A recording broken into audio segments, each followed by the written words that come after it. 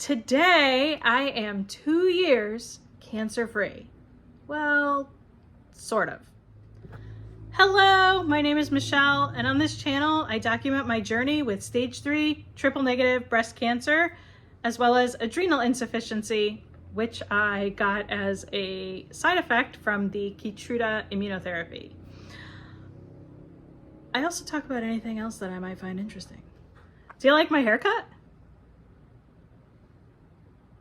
So December 26th, 2023 was my last IV chemo. It was about 6 weeks before my hair started growing back. I got my hair cut on July 5th, 2025. Didn't cut much off, just got a little shape to it. So this is a 1.5 years of growth. Do you like it? Okay, so I want to talk a little bit about the dates. Everybody with a cancer diagnosis has a slightly different timeline as far as, do they do surgery first and then chemo and then, or do they do chemo first and then surgery? And so in order to have consistency across the board, the medical establishment uses your date of diagnosis as your start date for how many years have you been cancer-free or in remission, or however you want to word that. I'm using cancer-free. I like that better. So just to recap, I was diagnosed July 18th, 2023. I had my first chemo on August 15th of 2023, had IV chemo for 20 weeks. Then a month later had my surgery. And at that pathology, that was when all of the cancer that was still remaining in me was removed. I did not, there was cancer remaining. I had 3 lymph nodes that were positive for isolated tumor cells or micrometastases. And I also had a DCIS or ductal carcinoma in situ tumor that was not my main tumor, but it was adjacent to it, fully encapsulated. Those were all removed. So all of the cancer that was remaining that we know of was removed on January 30th, 2024. And then I had 6 weeks, 30 rounds of radiation. And then I did 3.5 cycles of Xeloda oral chemo to kind of clean up anything that may have been left behind. And so, my last Xeloda was October of 2024. So oral chemo, last one was, yes, October 9th, 2024. So I can't say if there was any, that's when I was done with treatment, October of 24. But because I can't say, we could say surgery, that the cancer was removed then. So January 30th, 2024, but they don't use the surgery date because some people have surgery at the beginning and some people have surgery after chemo. So they use the diagnosis date to calculate your cancer-free, your cancerversary, if you will. So July 18th is my cancerversary, and today I am 2 years cancer-free, even though that was the beginning. Okay, so again, just to remind you, my diagnosis was stage 3, grade 3, triple negative, meaning there was no hormone receptor activity, invasive ductal carcinoma. That was my main tumor. That was the diagnosis. That was what they typed. There was a second tumor that was found adjacent on MRI. It was found adjacent to the main tumor that was also biopsied. It was also positive for that was called DCIS or ductal carcinoma in situ because it was self-contained. It wasn't invasive, and the main tumor was probably the one that spread to the lymph nodes. I had 2 positive nodes on biopsy, and then there was an additional 3rd lymph node that was found to have a micrometastases on the surgical pathology after chemo. So that's the recap. Put it behind. So here we are now. We are 2 years out. What are we doing? So I'm continuing to have some kind of long-term lingering side effects. If you have followed me at all, you know that I developed adrenal insufficiency from Keytruda, and that means that I do not make any cortisol in my body, which, if you've heard all of the marketing on cortisol lately, you might think that's a good thing, but it's not. That's a hormone that we absolutely need to survive and function every day. So I'm a steroid dependent. I need to replace my cortisol with hydrocortisone on a daily basis every 6 to 8 hours or so. So that is an ongoing challenge. They tell me it's permanent, and all indication is that it is, because that has not recovered. I also have some lymphedema in my left arm. I have I'm still seeing a physical therapist. I do lymphatic drainage massage and some dry brushing. I did get a lymphedema pump for my arm. That actually made it worse because it did not include the trunk portion to activate the rest of the lymphatic system. So it really just moved the fluid around my arm.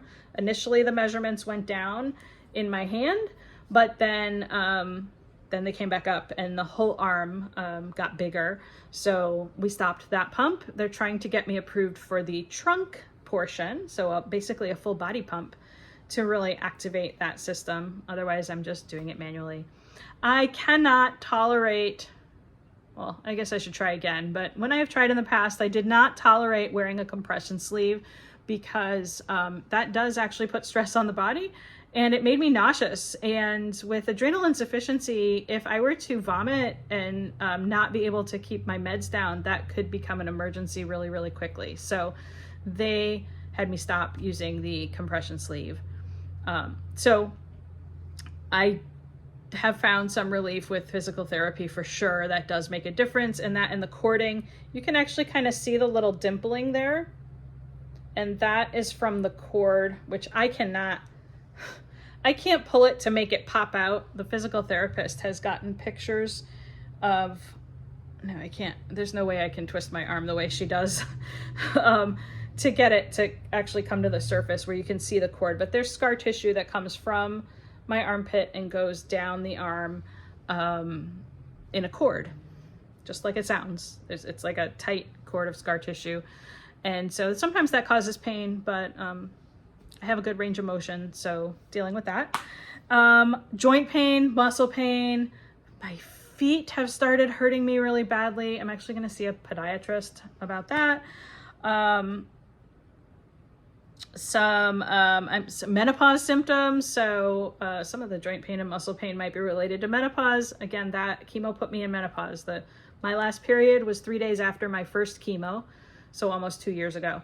And seeing some kind of dealing with some of those, looking through my list of symptoms, and I still have my journal. This is book 2 because I liked it so much and it helped me keep track of everything so well that I got a second one when I filled up the first one. So, and here I keep track of my symptoms, and I also keep track of like everything anything I do, any appointments that I have, any medications and supplements that I take, and what I eat in a day. And so I can correlate kind of what symptoms I have sometimes with foods that I eat, and then I can avoid those foods. So dealing with the joint pain, muscle pain, lymphedema, cording, some dry skin, dry, blotchy, itchy skin, definitely around my face. I see that a lot, and in some other areas as well, which could be menopause, or it could be lingering side effects of the chemo, because that definitely manifested during chemo. Fatigue and insomnia, hot flashes, headaches and migraines. I just keep track of all that stuff. And so, and again, sometimes I can correlate it to a supplement that I add or a food that I eat, but just kind of keeping track of that and dealing with those as they come. I am seeing my naturopath once a month to kind of like adjust the supplementation that I'm doing to try and kind of rebuild and repair my body. And then some diagnostics that we've done. There is not an ongoing kind of scan process other than mammograms and breast MRIs, alternating between mammogram and breast MRI every 6 months. So I had my first mammogram and ultrasound, which was totally normal. They didn't find anything abnormal. So my next 6 months later will be a breast MRI, which I wrote down when it is. It's going to be in October. So that'll be the next kind of check on breast cancer localized. As far as the rest, like oftentimes breast cancer recurrence, it comes back as stage 4 in another part of the body, like the bones or the liver or the brain. So they have a pretty low tolerance for testing. I had a lump after my second surgery, my symmetry surgery, that I felt that I was concerned about, and they did a biopsy on that, and that was completely, it was fat necrosis, which was normal post-surgical changes. That just takes time for that to kind of reabsorb. But they did check it out because I was concerned. So this way I have that peace of mind. And most recently, yesterday, I had a bone scan because I've been having this kind of joint pain and new pain in my feet that has really become pretty significant over the last couple of months. And, when I went to my last follow-up with my medical oncologist, I told him I'm having this feet pain, and it started on this day because I had it in my book the first day I wrote it down, and it's been getting worse. And so he's like, well, let's check your bones and just make sure. He's like, I'm 99% sure that it's nothing, but let's give you that peace of mind. And so I had that yesterday, and it was clear. There is no evidence of cancer in my bones. So head to toe, no cancer. So that was good. That gives me peace of mind, just like he said he would. And then, the next thing for me, I am kind of exploring this menopause landscape because I was not even perimenopausal before chemo. And so I want, as I'm blaming these side effects on kind of the lingering side effects of chemo, or these symptoms, I should say, on the lingering side effects of chemo, some of them might be menopause. So I met with a gynecologist who specializes in menopause. I started some vaginal estrogen, which did actually help alleviate some of the kind of waking up to pee at night and the dryness, at least in that area, not the rest of my skin. But my oncologist also said that because my cancer is triple negative, that I am a candidate for hormone replacement. So at my next gynecologist appointment, we'll talk about that a little bit more and see if that's something I might try. Just like I replaced the cortisol with hydrocortisone, replacing the hormones that I suddenly stopped making with some level of hormone replacement might be helpful and even protective for, oh my goodness, against things like osteoporosis or even cardiac disease. So we'll be looking into that. I need to really manage my electrolytes because that's the other thing with adrenal insufficiency, is it can be harder to do that.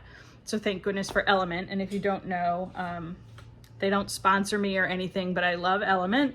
And I do have, I'll put a link in the description of my referral code. So if you'd like to try Element electrolytes, you can get a free sample pack and get all of their flavors to try with any order. I highly recommend their lemonade. It's really good. And if you order a box of the lemonade and use my link or my code, you can get a free sample pack and try the rest of their flavors. Now I drink at least 1 and up to 3 Element packets a day, especially in the summer heat. In the Northeast, it's been super hot and humid. And I like the raw unflavored, which is this light blue. It really makes the water salty. It tastes, in the beginning when I first had it, I thought it tasted like ocean water, and I would dilute it in a big 40-ounce Stanley cup because then I didn't taste it. Now I like it in the 16-ounce.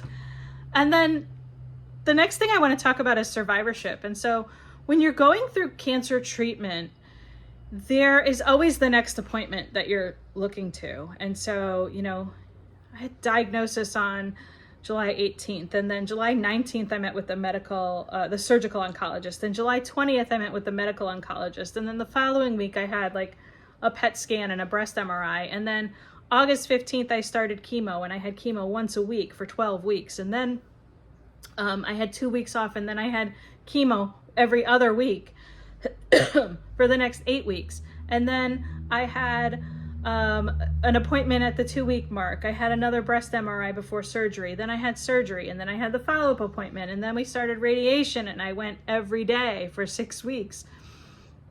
And so there was always the next thing. Well, once you get to the end of that, everything slows way down, and your body starts to come out of survival mode, and then mentally you start processing. And so this is what survivorship is. It's like dealing with all the stuff you didn't have time to deal with when you were just surviving and getting to the next appointment. And that's been really difficult. And I think it's probably really difficult for a lot of people. If you've seen my early videos, you know that I believe that I chose this. I came here to experience this for whatever reason. I don't understand why, but something made my soul want to come here and experience this. And this is just the chapter that I'm on now. That's my belief. But in practice, it's like, you have moments of, what the heck? I don't like this. I don't like that I can't do that thing that I used to do. I don't like that. It's really easy to just get down. I have gotten to see a therapist a few times. He's someone our family has been to before, and I do find that is greatly helpful in helping me kind of process these emotions. In the past, I've dealt with experiences that were negative by just focusing on something more positive or trying to find the positive in it. And I've been really good my whole life since I was a teenager at doing that, saying, well, there's got to be a silver lining here, or we're going to learn something from this. And this experience has not made me question any of that. It's just been harder for me to do that. And so therapy is helpful. Focusing on what I can control, or just focusing on something that feels a little bit better. If I'm feeling really down, like I get down on myself for not being able to do the things I feel like I should be able to do. When I started, even during chemo, I was able to walk a mile. Now I can barely walk up my stairs without getting lightheaded. And largely, I think that has to do with, it has to do with the adrenal insufficiency. It has to do with the fact that I gained 60 pounds once they put me on steroids. I've lost a little bit of that, but I still have all of this extra weight, and I've lost a lot of muscle in that process of chemo and being hospitalized and getting through the treatment and the surgery and the recovery and not being that active. I lost some muscle. And so I have less strength, and I have more weight to carry around. And there is, when I give myself some grace for that, then I feel guilty, like I'm making excuses. And so that cycle, I have to break that, and I have to get out of that. And again, consciously telling you about it, I can explain it really well. But in practice, sometimes I just feel really crappy about myself. So, kind of controlling the things that I can control. I feel better when I make better choices, with diet, or if I just accomplish something. Sometimes it's just going to the grocery store and walking around the perimeter of the grocery store. Then at least I get some steps in, I have some movement, that's kind of where I put my attention. And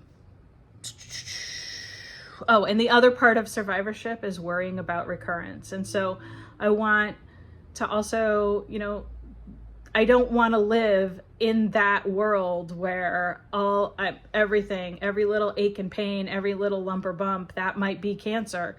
And so finding a way to not catastrophize is also really important. And that's a big thing, I think, for a lot of people as well. So I do recommend therapy.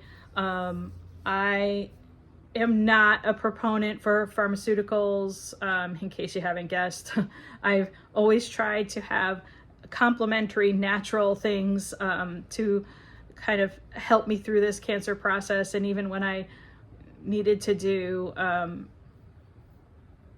chemotherapy, and I realized that that's my choice as well, but I really did feel like I needed to do conventional medicine as well as something alternative to kind of help my body detox and repair itself through that process. I think that it's very important to kind of find the least intrusive way. Basically, the more we add to our load, our chemical load, the harder it is for us to bounce back to what nature gave us. Does that make sense? I hope that makes sense. So that's my personal belief. I want to take the least amount of pills every day as possible. I have to take the hydrocortisone or I will die. I am currently on metoprolol and pantoprazole as well. Metoprolol is a beta blocker, and that actually helps to raise my blood pressure, not lower it. Keeps my heart rate down, and that is because of hypertrophic cardiomyopathy. And we'll see how that ends up, but I'll probably be on that long term as well. And well, I already have. And then pantoprazole is for gastric reflux, and I was almost off of that on Carnivore before. I think I can get there again with diet alone. It takes a little more willpower this time to actually commit myself to it, and I haven't been successful at maintaining that. So here we are, 2 years, 2-year cancerversary. This is 2 years cancer-free, not really, but 2 years out. And so definitely it is a reason to celebrate. From here, from the cancer perspective, I am seeing my naturopath once a month to kind of monitor, making sure that I'm doing everything I can to support my body to recover from the experience and the trauma of cancer treatment. I see my medical oncologist every 3 months still. I see my surgical oncologist every 6 months, and that is usually after either the mammogram and the breast MRI. Those are alternating every 6 months. My plastic surgeon and my radiation oncologist have both discharged me. They said both of them said if I had any questions or concerns to call and schedule an appointment, but they don't need to see me for follow-ups anymore. I still am seeing my cardiologist, endocrinologist, gynecologist, as normal. And so that's it. It's really just about me focusing on my mental health and my physically what I can do. And so, trying to move every day, trying to, keep a good circadian rhythm, supporting my body as I can to kind of heal and recover. But otherwise, there's nothing really super special. Oh, and reducing the toxic load, that was also on my list. So just wherever I can control the amount of chemicals I'm exposed to, I do try and do that as well. Still, with whether it be with, personal care, foods that I eat, chemical exposure in the environment, whatever it is, even, kind of light, like making sure that I'm getting natural light when possible, morning sunlight in my eyes if I can, reducing blue light at night. All of that stuff is good for our bodies and our mitochondria. So I'm learning a little bit about that now, but don't really have too much else to say. I think that's pretty much it. If you're going through this journey, it is a journey. It's not just a treatment plan. So I'll never be the person that I was before again, but I want to be better. I want to be stronger, and it's taking longer than I think it should to get there. I'm so impatient. I'm so impatient with myself. And so maybe that's it. Just a little bit of patience and grace is the secret to getting through it. But not too much. I think it's taking too long. I'm impatient. I'm so impatient. So thanks for listening. And if you find this helpful, please like the video, share it, subscribe, all the things. And hopefully I'll be posting more. I need to get shorter with the way I talk about things, and so that way we can post more often. Thanks.